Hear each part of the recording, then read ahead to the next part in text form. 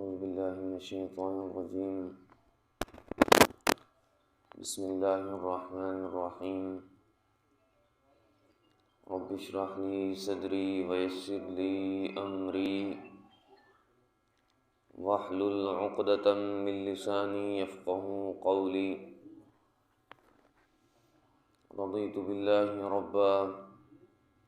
وبالإسلام دينا وبمحمد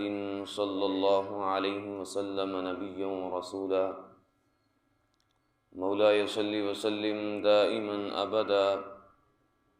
على حبيبك خير الخلق كلهم،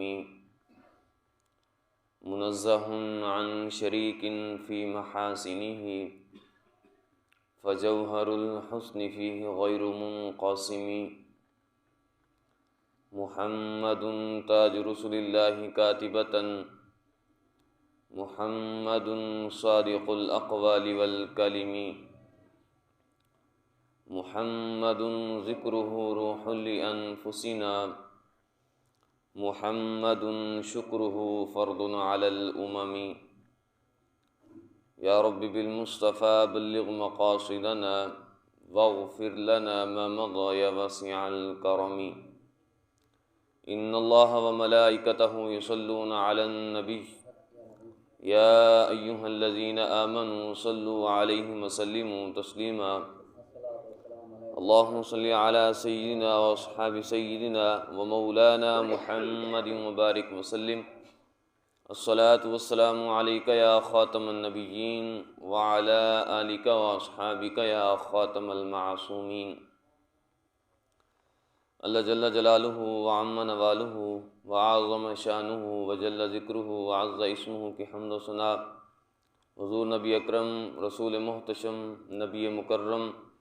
قائد المرسلین حضور احمد مجتبیٰ حضرت محمد مصطفیٰ صلی اللہ علیہ وسلم کی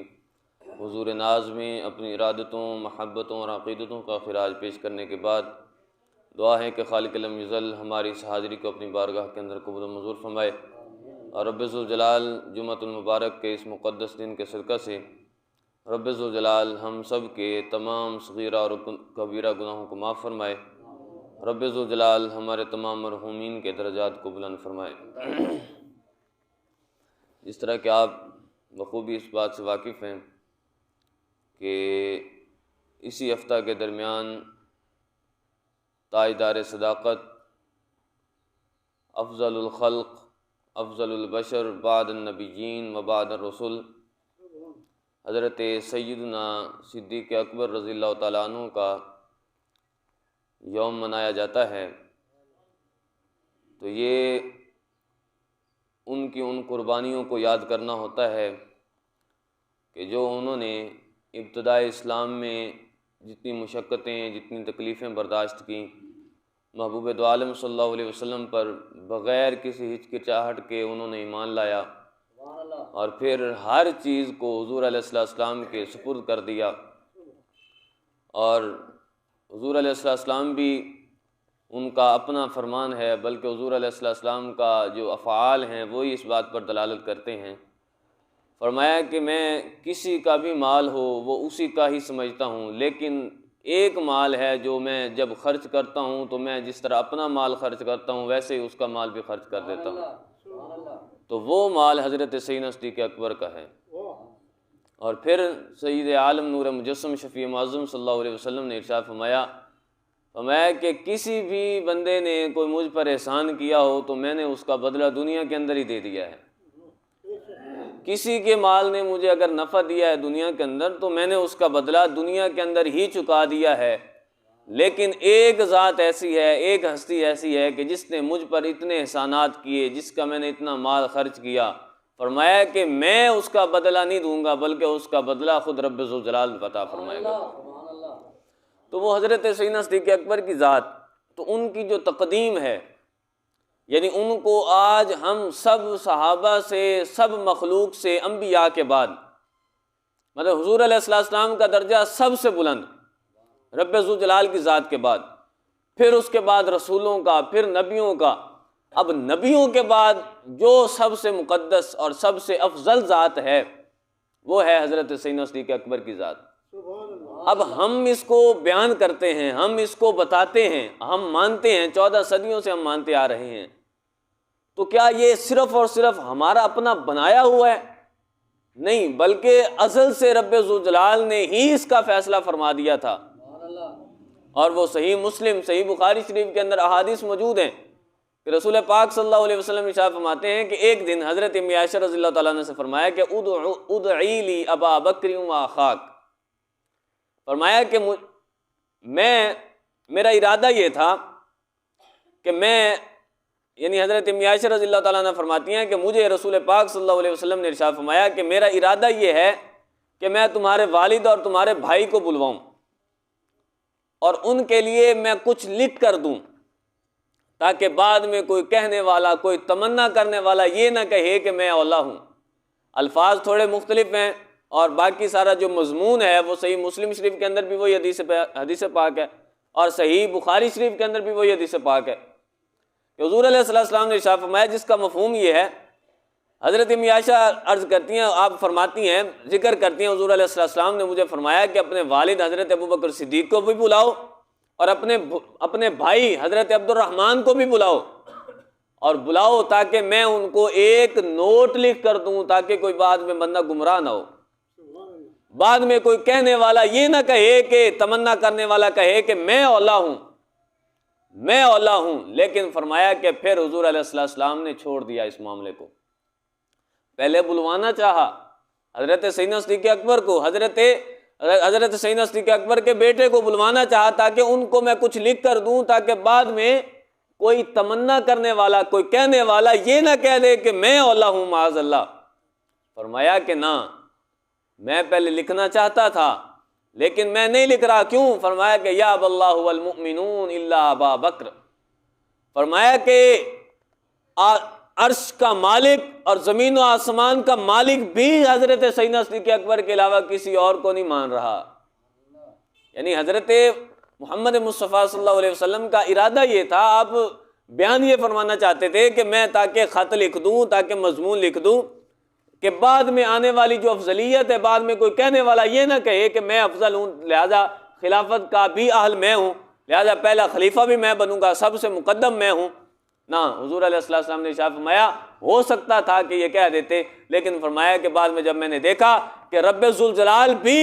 حضرت ابو بکر کے علاوہ کسی کو افضل نہیں مان رہا، حضرت ابو بکر صدیق کے علاوہ کسی اور کو مقدم نہیں کرنا چاہتا، اور فرمایا کہ مومنین بھی وہی ہیں کہ جو حضرت سیدنا صدیق اکبر کے علاوہ کسی اور کو مقدم نہیں رکھ سکتے، تو اس وجہ سے حضور علیہ السلام نے یہ ترک کر دیا، اور پھر یہ اللہ تعالیٰ کے ہی سپرد کر دیا اور مومنوں کو سپرد کر دیا، تاکہ بعد میں آنے والے جب یہ فیصلہ کریں گے اور دیکھیں گے رب ذوالجلال کے قرآن میں وَسَيُجَنَّبُ الْأَتْقَى کی آیت اور إِنَّ أَكْرَمَكُمْ عِندَ اللَّهِ أَتْقَاكُمْ کی آیت، اور پھر ان کو پتہ چلے گا، تاکہ جب وہ اجتہاد کریں گے رب ذوالجلال کے فرامین سے، میرے فرامین سے، اور جب حالات کو دیکھیں گے تو جب وہ اجتہاد کر کے اس نتیجے پر پہنچیں گے کہ افضل ہے کون،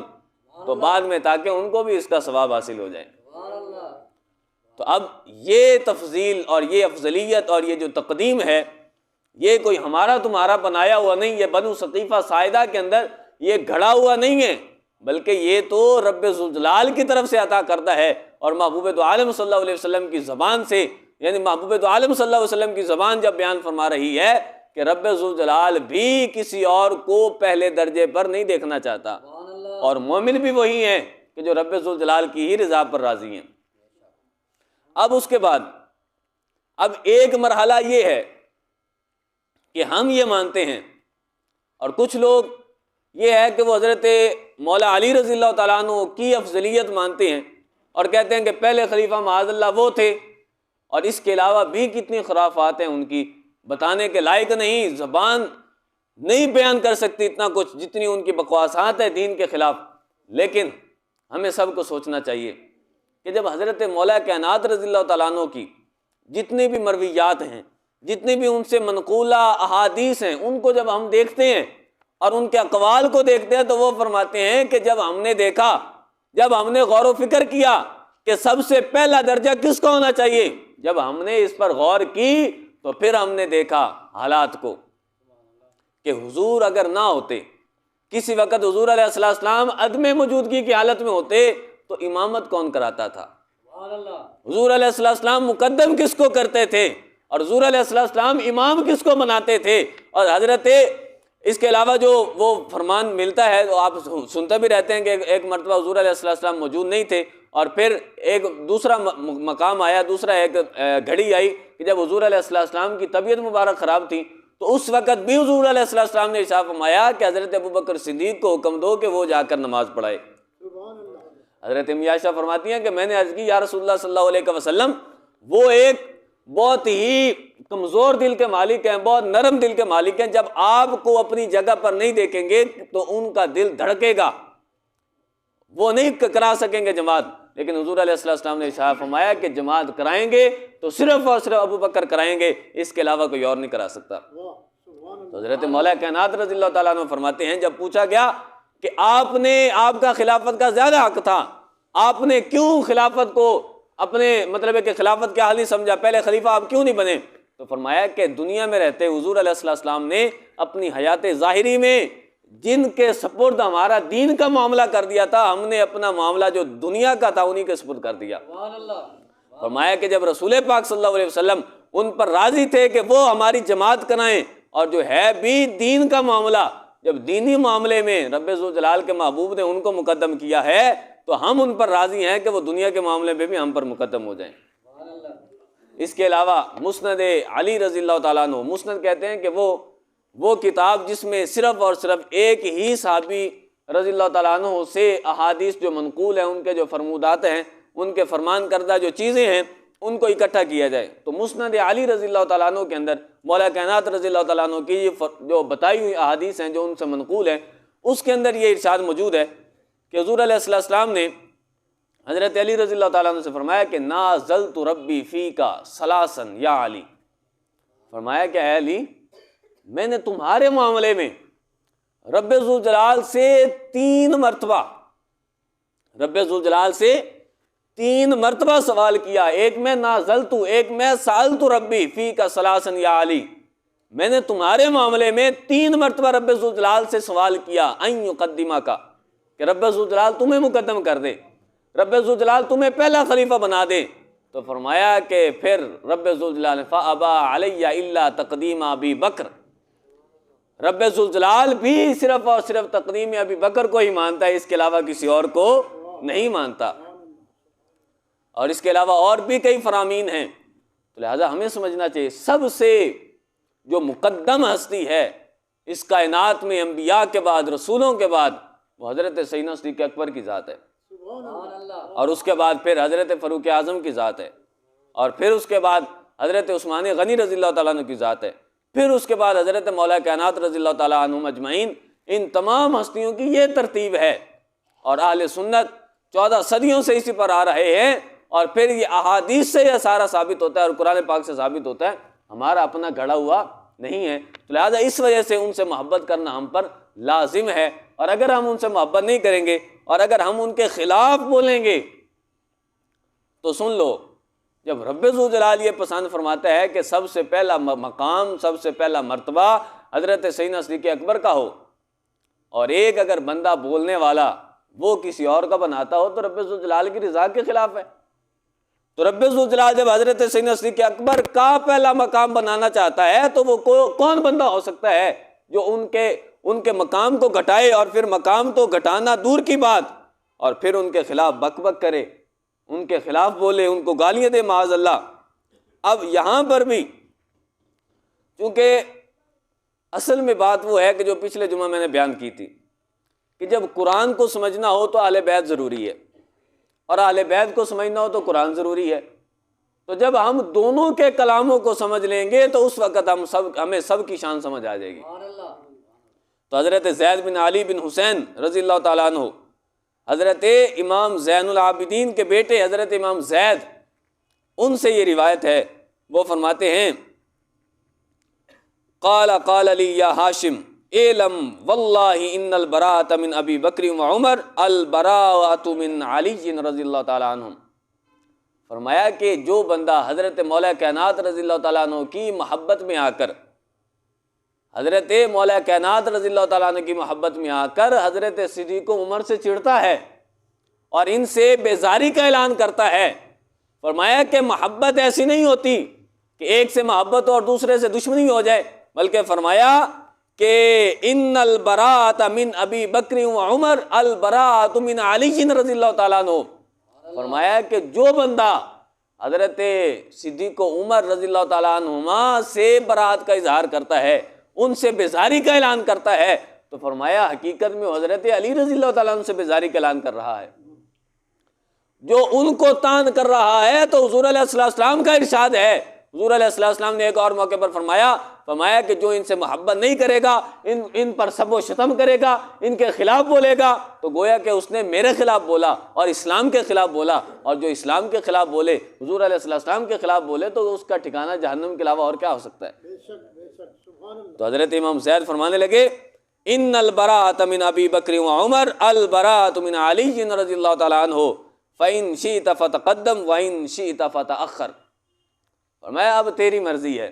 تو چاہے کسی کو مقدم کر، کسی کو مؤخر کر۔ فرمایا کہ حقیقت یہی ہے جو چھپ نہیں سکتی، اور وہ کیا ہے؟ فرمایا کہ جو بندہ حضرت مولا کائنات رضی اللہ تعالیٰ سے محبت رکھتا ہے، اس کے لیے ضروری ہے کہ وہ حضرت صدیق عمر سے بھی محبت کرے۔ کیوں؟ وجہ یہ ہے کہ حضرت مولا کائنات ان سے محبت کرتے تھے۔ اس کے علاوہ اور بھی کئی فرامین ہیں جو ہمیں ملتے ہیں کہ حضرت حسن بن محمد بن حنفیہ، حضرت ابن حنفیہ، یہ حضرت مولا کائنات رضی اللہ تعالیٰ عنہ کے بیٹے ہیں، اور ان کے جو بیٹے ہیں محمد بن حنفیہ، حضرت مولا کائنات کے بیٹے محمد بن حنفیہ، اور ان کے بیٹے جو حضرت حسن ہیں، ان سے یہ روایت منقول ہے، فرماتے ہیں کہ من کان سألنا عن امرنا ورائینا، فرمایا کہ جو بندہ ہمارے اعتقادات کے بارے میں پوچھتا ہے، جو ہمارے اعتقاد کے بارے میں، جو ہمارے معاملے کے بارے میں پوچھتا ہے، تو فرمایا کہ فَإِنَّا قَوْمٌ، اور اس کو بتا دو جا کر، جو بندہ یہ چاہتا ہے کہ ہمارے بارے میں سمجھے کہ ہمارا کیا اعتقاد ہے رب ذوالجلال کے بارے میں اور صحابہ کرام علیہم رضوان کے بارے میں، تو فرمایا کہ سب کو جا کر بتا دینا فَإِنَّا قَوْمٌ، ہم ایک ایسی قوم ہیں، اللہ ربنا، کہ ہمارا رب اللہ ہے۔ جو بندہ بھی جاننا چاہتا ہے کہ اہل بیت کا نظریہ کیا ہے، اہل بیت کا عقیدہ کیا ہے، اہل بیت کی رائے کیا ہے، تو فرمایا کہ جا کر ان کو بتاؤ فَإِنَّا قَوْمٌ اللہ ربنا، ہم ایک ایسی قوم ہیں کہ ہمارا رب اللہ ہے۔ وَدِينُنَا وَالْإِسْلَامُ دِينُنَا، اور دین ہمارا جو ہے وہ اسلام ہے، اسلام کے علاوہ اور کوئی دین نہیں ہے۔ اور پھر فرمایا وَمُحَمَّدٌ صلی اللہ علیہ وسلم نبینا، اور رسول پاک صلی اللہ علیہ وسلم کا بیان فرمایا کہ محمد صلی اللہ علیہ وسلم ہمارے نبی ہیں۔ جا کر بتاؤ کہ اللہ ہمارا رب ہے اور ہمارا دین اسلام ہے، اور محمد رسول اللہ صلی اللہ علیہ وسلم ہمارے نبی ہیں۔ والقرآن امامنا، اور قرآن ہمارا امام ہے، قرآن ہمارا امام ہے۔ وَهُوَ حُجَّتُنَا نَرْضَىٰ مِنْ أَئِمَّتِنَا بِأَبِي بَکْرٍ وَعُمَرٍ رضی اللہ تعالیٰ عنہما، فرمایا کہ قرآن ہماری حجت ہے، ہمارا امام ہے، اور پھر فرمایا کہ نَرْضَىٰ مِنْ أَئِمَّتِنَا، اور پھر جو ہمارے امام ہیں ہم ان سے بھی راضی ہیں۔ سوچو تو صحیح، دیکھو اہل بیت شان کیسے بیان کرتے ہیں۔ فرمایا کہ اللہ ہمارا رب ہے، لوگوں کو بتاؤ، اور یہ بھی بتاؤ کہ دین ہمارا اسلام ہے، اور یہ بھی بتاؤ کہ محمد رسول اللہ صلی اللہ علیہ وسلم ہمارے نبی ہیں، اور یہ بھی بتاؤ کہ قرآن ہمارا امام ہے اور ہماری حجت ہے، لیکن ساتھ ساتھ یہ بھی بتاؤ کہ نرضیٰ من ائمتنا، ہم اپنے ائموں سے راضی ہیں، اپنے امام سے راضی ہیں، اور وہ امام کیا ہیں؟ من ابی بکر و عمر رضی اللہ تعالیٰ عنہما، یعنی حضرت سیدنا صدیق اکبر اور حضرت فاروق اعظم رضی اللہ تعالیٰ عنہ۔ فرمایا کہ وَنَرْضَىٰ أَن يُطَاعَ، اور ہم اس بات سے راضی ہیں کہ ان کی اطاعت کی جائے، ان کی فرما برداری کی جائے، اور فرمایا کہ وَنَسْخَطُ أَن يُغْضَبَ، اور فرماتے ہیں کہ ہم ناراض ہوتے ہیں اس بات سے کہ ان پر کوئی طعن کرے، ہم اس بات کو پسند کرتے ہیں کہ ان کی اطاعت کی جائے، لیکن ہم اس بات سے ناراض ہوتے ہیں کہ کوئی ان کے خلاف بولے۔ نوالی ولیہما ونعادی عدوہما، فرمایا کہ ان کا جو ولی ہے، ان کو جو ماننے والا ہے، ان سے جو محبت کرنے والا ہے، ہم بھی اس سے محبت کرتے ہیں۔ فرمایا ونعادی عدوہما، اور ان کے دشمن سے ہم بھی دشمنی رکھتے ہیں۔